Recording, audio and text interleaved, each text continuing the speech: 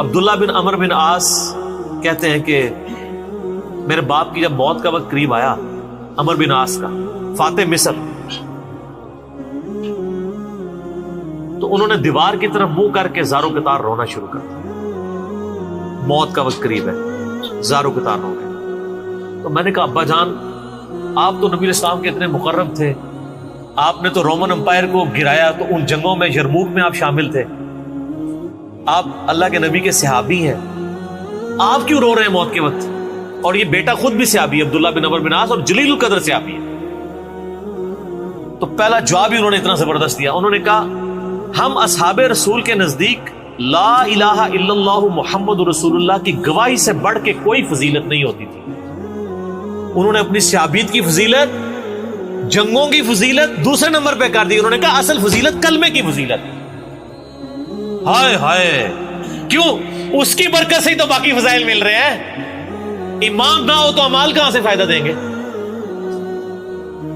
تو پھر اس کے بعد انہوں نے اپنی زندگی کی سٹوری سنائی ہے سر، اشک بار آنکھوں سے سننے والی سٹوری، بڑی طویل حدیث ہے۔ مسلم شریف میں شروع میں آپ کو 321 نمبر کنٹینیوس نمبرنگ میں کتاب الایمان چیپٹر میں ملے گا۔ موت کا وقت قریب ہے، روح نکلنے والی ہے، اور وہ گفتگو کیا کر رہے ہیں؟ کہتے ہیں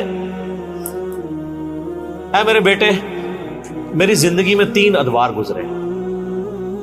ایک وہ دور تھا کہ میں اسلام کا بدترین مخالف تھا، اور میری زندگی کی سب سے بڑی خواہش تھی کہ رسول اللہ صلی اللہ علیہ وآلہ وسلم مجھے کہیں نظر آئے تو میں ان کو قتل کر دوں۔ اگر میں اس وقت مر جاتا تو سیدھا دوزخ میں جاتا۔ پھر اللہ تعالیٰ نے میرا سینہ اسلام کے لیے کھول دیا۔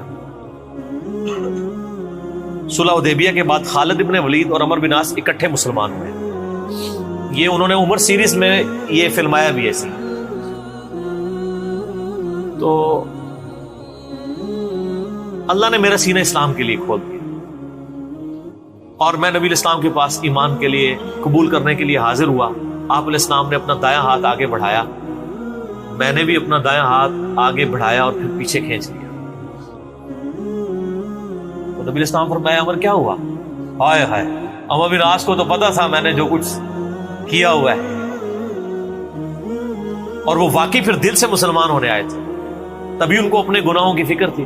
ان کا یا رسول اللہ پہلے مجھے گارنٹی دیں میرے پچھلی سارے اسلام کے خلاف کیے ہوئے کام معاف ہو جائیں۔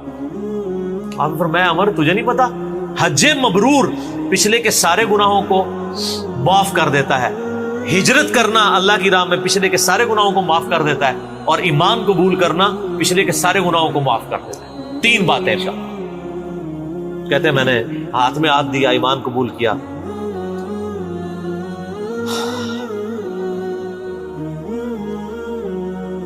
کہتے ہیں نبی علیہ السلام میرے لیے اتنے عزیز ہو گئے ایمان قبول کرنے کے بعد کہ میں نے کبھی بھی نگاہ بھر کے آپ کے چہرے کی طرف پوری زندگی نگاہ اٹھا کے نہیں دیکھا۔ اور اے میرے بچے، اگر تو مجھ سے پوچھے نا کہ نبی علیہ السلام کی شکل مبارک کیسی تھی، تو میں اس کے خد و خال بیان نہیں کر سکتا۔ آپ کے چہرے کی روب کی وجہ سے پھر پوری زندگی میں نے حضور کی طرف یوں کر کے ابھی آنکھیں بھر کے بھی نہیں آپ کو دیکھا۔ یعنی وہ اس کو بھی سمجھتے تھے کہ یہ نظروں سے میری گستاخی نہ ہو جائے۔ اگر میں اس وقت مارا جاتا تو سیدھا جنت میں چلا جاتا۔ پھر میری زندگی میں ایک تیسرا دور آیا، جب مجھ سے کچھ کام ایسے ہو گئے جو نہیں ہونے چاہیے۔ اب میں اللہ سے امید کرتا ہوں کہ اللہ تعالیٰ میرے گناہوں سے درگزر فرمائے۔ جب میں مر جاؤں تو میری لاش کے ساتھ کوئی نوحہ کرنے والی ساتھ لے کے نہ چلے، کوئی آگ روشن نہ کرنا، اور جب مجھے دفنا چکو تو میری قبر پہ پانی ڈال دینا، یعنی سنت ہے قبر پہ پانی چھڑکنا۔ اور قبر پہ دفنانے کے بعد میری قبر پہ اتنی دیر بیٹھے رہنا جتنی دیر ایک اونٹ کو نہر کر کے اس کا گوشت تقسیم کیا جائے، تاکہ میں اپنی قبر کے ساتھ مانوس ہو جاؤں اور اللہ کے آئے ہوئے مہمانوں کو جواب دوں۔ یعنی تمہاری قبر پہ بیٹھنے اور ذکر اذکار کرنے کی برکت سے مجھے قبر کے سوالات میں استقامت ملے، کیونکہ ابو داؤد میں حدیث ہے جب اپنے بھائی کو دفنا چکو تو اس پہ قبر پہ کھڑے ہو کے اس کی قبر کے سوالات کی استقامت کے لیے دعا کرو۔ تو عمر بن عاص نے کہا کم از کم 2-2.5 گھنٹے یعنی اونٹ کو نہر کر کے گوشت تقسیم ہونے، یہ میرے قبر پہ تم نے وقت گزارا۔ اور وہ کہتے ہیں یہ گفتگو کی اور پھر ان کی روح پرواز کر دی۔ اسی کا ایک طریق جو ہے وہ مسند احمد میں ہے، اس میں یہی سارے الفاظ ہیں۔ اس میں وہ کہتے ہیں میری زندگی میں جو تیسرا دور آیا نا، جب میں ایک بادشاہ سے جا ملا، معاویہ ابن ابی سفیان سے، وہ جو انہوں نے جنگ صفین حضرت علی کے خلاف لڑی تھی نا۔ سر موت کے وقت تو انسان کو اپنی غلطیاں یاد آ جاتی ہیں نا، جو مرضی ہو۔ تو وہ کہتے ہیں کہ میں ایک بادشاہ سے جا ملا، پھر مجھ سے وہ کچھ ہوا کہ میں اللہ سے امید کرتا ہوں اللہ مجھے معاف کرے۔ پھر ایک اور طریقہ ہے مسند احمد کا، اس میں بھی یہ سارے الفاظ ہیں مسلم والے۔ اس میں الفاظ یہ ہیں پھر کہ وہ کہتے ہیں کہ افسوس، اللہ نے جن کاموں کا مجھے حکم دیا تھا ان کی نافرمانی میں کرتا رہا، اور جن چیزوں سے اللہ تعالیٰ نے روکا تھا وہ کام مجھ سے ہوتے رہے۔ یہ ان کی عاجزی تھی، ہماری حقیقت ہے۔ اور کہتے ہیں میرے بچے، نبی علیہ السلام نے مجھے کئی جنگوں کے موقع کے اوپر مجھے عمارت بھی میرے سپرد کی، لیکن مجھے یہ دل سے یقین نہیں ہے کہ نبی علیہ السلام واقعی مجھ سے محبت کرتے تھے یا میری تالیف قلب کے لیے کرتے تھے۔ اور جو میں نے بتایا نا صحیح مسلم میں، مؤلفۃ القلوب، جن کو ایمان پہ پکا کرنے کے لیے کچھ پوسٹ دے دی، کچھ مال دے دیا، کچھ جانور دے دیے۔ تو عمر بن عاص موت کے وقت کہتے ہیں کہ مجھے یہ یقین نہیں ہے کہ نبی علیہ السلام مجھ سے دل سے محبت کرتے تھے یا مجھے ایمان پہ قائم رکھنے کے لیے میری دل جوئی فرمایا کرتے تھے، لیکن میرے بچے 2 بندے ایسے ہیں جن کے بارے میں حلفیہ کہتا ہوں کہ اللہ کے نبی ان سے دل سے محبت کرتے تھے۔ ایک ابن سمیہ عمار ابن یاسر، عمار کو تو قتل کیا ہوا تھا نا صفین میں، قتل عمار تو پیچھا کرتا ہے نا پھر موت تک۔